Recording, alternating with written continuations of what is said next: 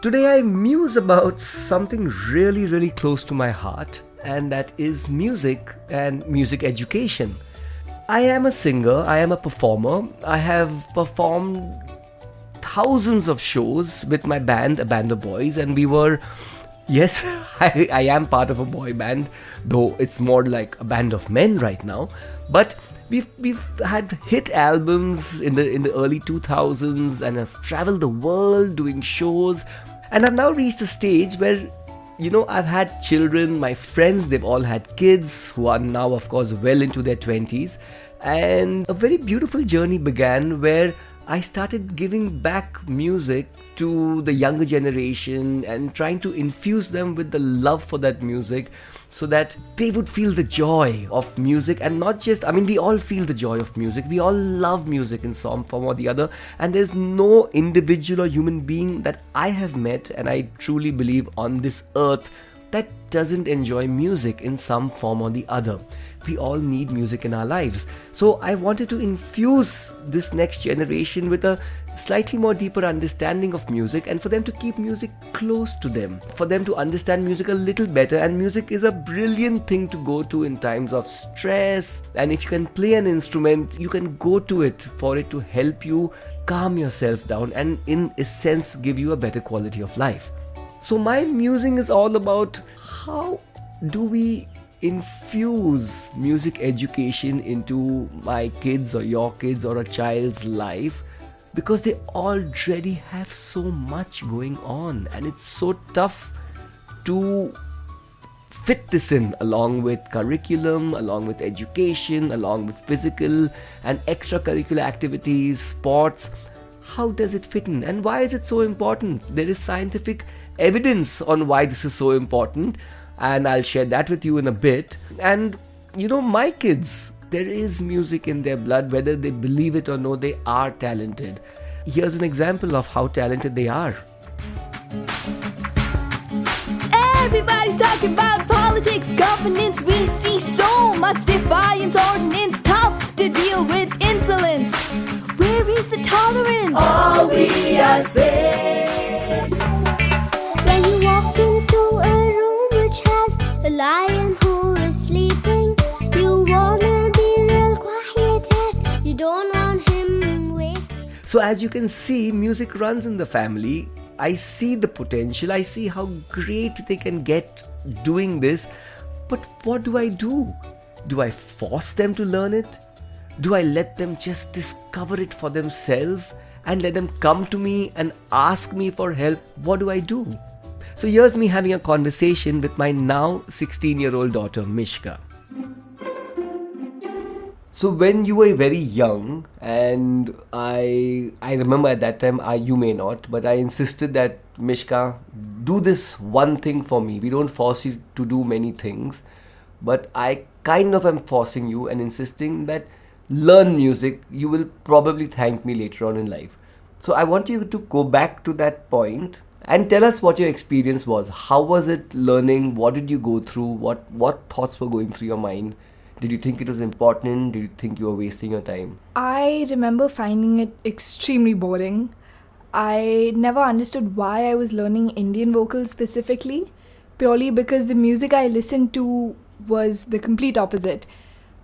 And I didn't find value or reason learning something that I saw as boring. But you liked music, so... I did like music, but learning songs that I wouldn't sing by myself or I wouldn't sing to myself in my free time seemed like a mundane task. So your overall experience with something that you actually loved, music, and then taking this music class, what was your overall experience? It wasn't necessarily a negative experience, but I think after a while, it seemed like, what is the point to this? Did you start feeling, oh no, I have music class? There did get a point where I was like, not dreading it, but I did see it as like a time sucker, where it is an hour gone, it's slightly tiring. I end the class and I'm also a little drowsy because that kind of music made me feel slightly sleepy. and I knew I wouldn't get work done after that class for about half an hour, 45 minutes. And I think that's the point where I said, okay, maybe this isn't working anymore. I disassociated those classes from the kind of music that I liked, because to me it was a very clear distinction between Indian music and Western music. And Western music is what I loved, and Indian music is what I had to do. And it never killed my love or joy for Western music, but I definitely think that I could have improved my relationship with Indian classical music had it not been for those classes. So this just adds to the confusion. So much talent, loves a particular subject, but hated learning it. Or, it's literally if I forced her, she would run away. If I let her be, she probably might never learn. What do I do? Everything should be amazing. Kids are sweet and adoring, but so confusing what to do. Just listen to Dad Musings. Here's a little script and voiceover I had done while I was consulting for one of India's most loved music schools called the Fatado School of Music. I've had a blast being with them, teaching music, dealing with the children, teaching teachers on how to make music more fun. And I actually got this information, and it packs a power punch of information on what affects and how important music is. Have a listen to it. Hello, I'm here to tell you why learning music can actually make your student a faster and better academic learner. Neuroscientists have confirmed that when you do academic tasks like reading, math, science, or history, you have a specific area of your brain which lights up.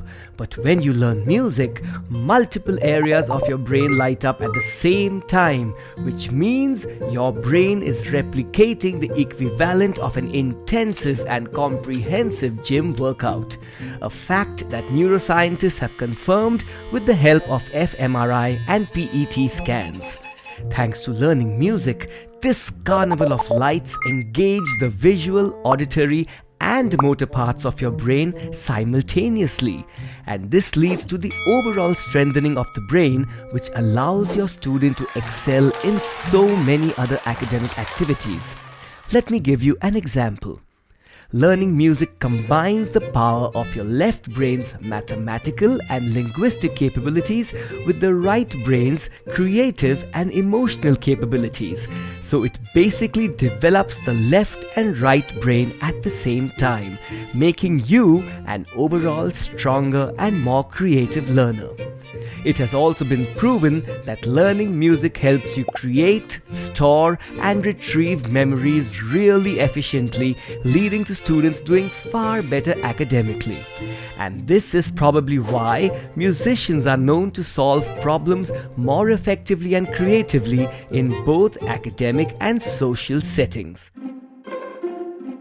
So there you have it. You have all the theory and all the actual facts of why music is so awesome and why music is so important, but it's tough to learn. When my daughter was in the 3rd grade, I had these parents come up to me and talk to me about their child.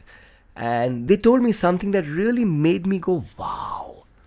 And they said, we had a fight with our 3rd grader, and we were all in the middle of this screaming match, and you're late for school and don't drag your feet, and the bus is about to leave, and he's shouting back, and why are you so lazy, and stuff like that.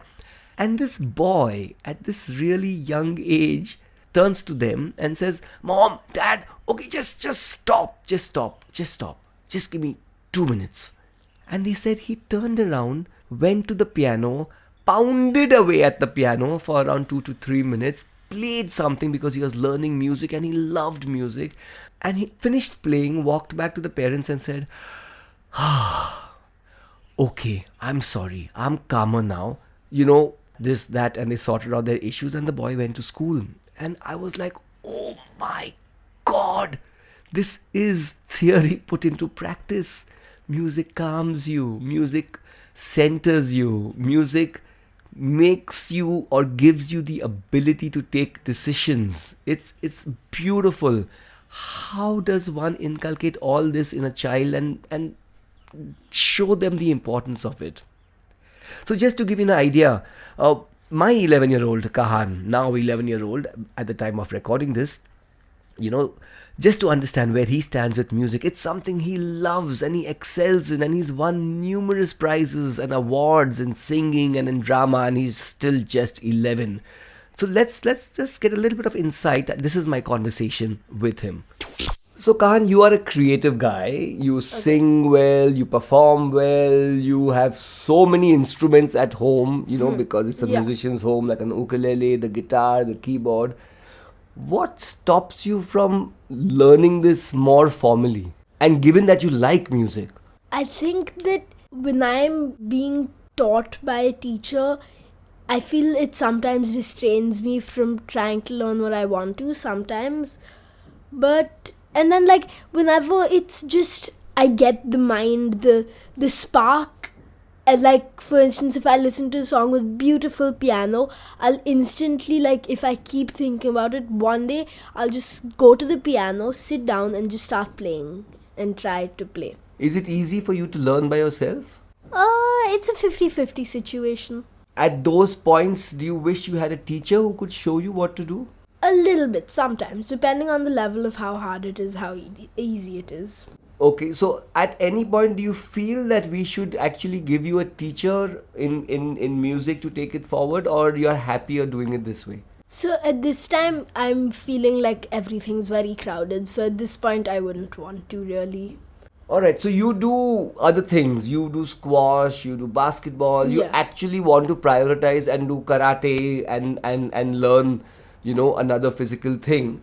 My question is, this versus music, what would you give more priority to, given that you have a limited time? I'd put music on the side as a hobby right now, because I want to learn karate, so I'm not, or any other thing, always for good reason. Like for instance, karate, I want to learn, so if someone's trying to hurt me, I know how to defend myself, and I don't need to get badly hurt and then come back home and then y'all have to deal with it. I want to be able to do it myself. So maybe after I assure you, if you bash up somebody, we'll still have to deal with it. Oh, nice. that doesn't take that off the table. It's like if I get hurt, then if someone hurts me, I can instantly react. Okay. If someone really hurts me. So I don't have to come home and all that stuff. And yes, you will still have to deal with it. But so what if somebody hurts you? Can you instantly break into song and then just soothe the savage beast that they are? No, not at all. Okay. So you would prioritize these sporting activities over music, which is something that you already love and you are so good at, is what you're saying? Yeah, kind of. But that doesn't mean I don't like music. I still love music. So what does music mean to you? It's like a happy space for me. Like whenever guilty is charged, I listen to music in the shower. I end up singing and it's really fun. Or whenever I hear a nice song, sometimes while I'm exercising, I listen to music sometimes, and it's like a happy space, because wherever I am, when I feel happy, I always listen to music. And formalizing this happy space into education, you think would ruin it? Might, yeah. There's a possibility. So, quite obviously, self-motivation is a thing for him. And perhaps for many kids today. My musing is, are we listening? And if we are listening, what choice do we make? Because it doesn't mean what they are saying or what they feel is the right thing, because they are young. They don't know what they want to do and they don't know how to get there, and which is why we as parents and far more matured, seemingly matured individuals can see the future and how to help them and how to force them to do things that they might not know they want to do. But my choice was, he loves music so much. But interestingly, he doesn't want it to be another have to do class and get into a formal structured education of having to do music. So what does one do as a parent? Do I push him and maybe make him hate it more? Or do I just let it be? So when I thought about this question, it also raised the question in my head, did I make the right choice by exposing my now 16-year-old daughter Mishka to classical music, classical Indian vocals? Uh, Before we delve into my conversation with her, here's another thought. Be it music, I don't know, be it films, there is a stream called classical. And when somebody learns music, it's, do I learn classical music or do I learn pop music? And it's a tough one to answer because I know for a fact, educators will tell you for a fact, classical is all about rules and it's all about setting the foundation. And a very interesting quote I read in the music magazine when I was in college was, if you want to break the rules, you must learn them first. So nobody is saying be stuck in the box, which is what 90% of us tend to get to. We learn something, we become kind of robots saying that this is the right thing to do and this is how our education has told us what we must do, so we must just do this. No, the thought was learn the rules and then break free. And incidentally, that's how jazz music came about, because musicians back in the day were so irritated by all the rules that classical music said you had to do. They just broke free. They said, if this is the scale that I have to stay within, these are the boundaries I have to stay within, I refuse to do that. I break free. I write a song which has multiple scales in it, and it might make you, Mr. Classical Musician, aghast, but I am going to do it because I can. And that kind of gave birth to a whole new genre in those days called jazz music, which was all about breaking the rules. So, what is right, what is wrong? Do we teach them classical? Do we not? Because we know the benefits of it, but they are not so interested in it. So, here's me having a conversation with my now 16-year-old daughter, Mishka. Okay, now let's look back. You're now 16 and look back at those classes you did, the singing you do today, your love for music today. Did it help you in any way when you look back? Do you think you should have done more, or do you think what you did was perfect or perhaps terrible? It has helped me so much. Looking back, I wish I had continued the classes. I wish I had done them with more intensity, and I wish I had given it the importance that it deserved. Because, and this is something you've always told me, and something that I have begun to realize a lot later and much after I stopped the classes, but how much learning Indian classical music helps with singing everything universally, not just that kind of music. So do you look at me now and say, oh God, I wish you'd force me to do it? Okay, so interestingly enough, no, I don't wish you'd force me to do that specifically. I did do it for some period of time, and what I did has definitely helped and shaped my voice to become what it is right now.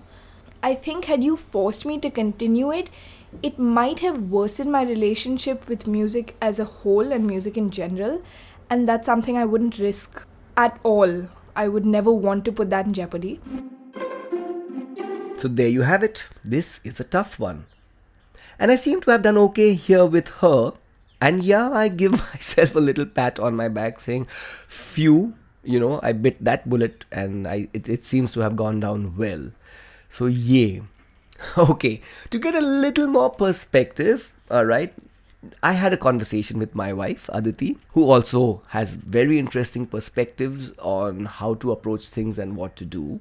And perhaps that might help you get some perspective from a mother's point of view. As a mother, how would you rank creative versus probably physical extracurricular activities? That's, for example, music versus sports. Do you give it equal weightage? It's very confusing because I would not have thought of putting her into athletic pursuits, but just by virtue of exposing her to that, she did well. In terms of balancing creative and sport, I think they're both super, super, super important in the long run, where if children are exposed to athletics and sport at a young age, even if they don't excel at it, they don't have to represent their school in competitions and tournaments and stuff, but even if they have basic exposure to it, it will take them a long way in their life. Similarly, with creative pursuits, if they have been exposed to it, especially if they show some passion for it or some interest in it, it will be a hobby that they can pursue through the rest of their life. In fact, especially with music, I feel if a child has developed a hobby, even at a not so passionate level, it will be what I call a friend for life. So you would say you'd give them equal importance, and given that you only have those 8 hours a day, you would balance it between the two equally, because you never know where it's leading. I would do that. However, because there is a paucity of time, one eventually goes with what the child is enjoying, what they are excelling at, and what they are willing to put in that much more time into. Because they would go happily into something that they are enjoying and they wouldn't mind putting in that extra effort. So looking back, would you have done anything differently, knowing what she does now, what she likes now, how she enjoys doing X or Y? Definitely. I would have pushed her, and I would have from my end made that extra effort to push her a little more into singing, even though she didn't enjoy the formal teaching at that time. I would have pushed her to continue her Kathak classes, which she was doing earlier, which she just lost interest in and dropped out. Maybe I would have searched for a better teacher, but I wouldn't have let go of it, because I know it would have helped her a lot at this stage in life. Now, using the same experience, looking forward for your younger one, that's Kahan, who's now 11, how would you apply those learnings? What will you do differently? What have you done for him? And what would you do differently looking forward in his journey? Definitely. I've had learnings from her, which is why, even though he is not so athletic, I'm still making that extra effort and putting time, energy, sweat into carting him for sports classes, whether he likes it so much or not, because I've learned from my daughter's experience that he needs to be exposed, at least for a couple of years. Then what he does with it later in life is okay. And what I didn't do for her in terms of singing and music, I am kind of pushing him to do that, where he is very, very passionate about acting and he wants to perform. I would definitely push him into that. I keep looking for opportunities where he can participate, even though it's a lot of effort on my part as a parent, but I think it will help in the long run. This is my learning, and I'm actually applying it to the younger one now. So there you have it. Some more musings from my wife, Aditi. You've heard a lot of perspective from my 11-year-old son, Kahan, from my 16-year-old daughter, Mishka, and from me. And we're all very musically inclined and we all love music. But that doesn't necessarily mean that we need to shove music down our kids' throat. And let's discuss what can we do and how best can we make music fun for them. Alright, I think we've hit what I deem to be my time limit on this podcast. I like to keep it around 20 minutes and we are well over that time. So in the next podcast, we shall continue on this topic and we shall discuss what can we do and how can we make music fun and what are the points to look out for when we actually dip or delve into the realm of teaching our kids music. Love to hear your thoughts on my musings, and if you have any topics that you'd like to share with me that would get me musing over them, do share them. Get to my website, which is chin2bhosle.com. That's CHIN, the number 2, BHOSLE.com. And let's all make this world a little more amusing. Oh my God, what is happening? Our kids have got us balding. Are you in the dark? Need some light? Subscribe to Dad Musings.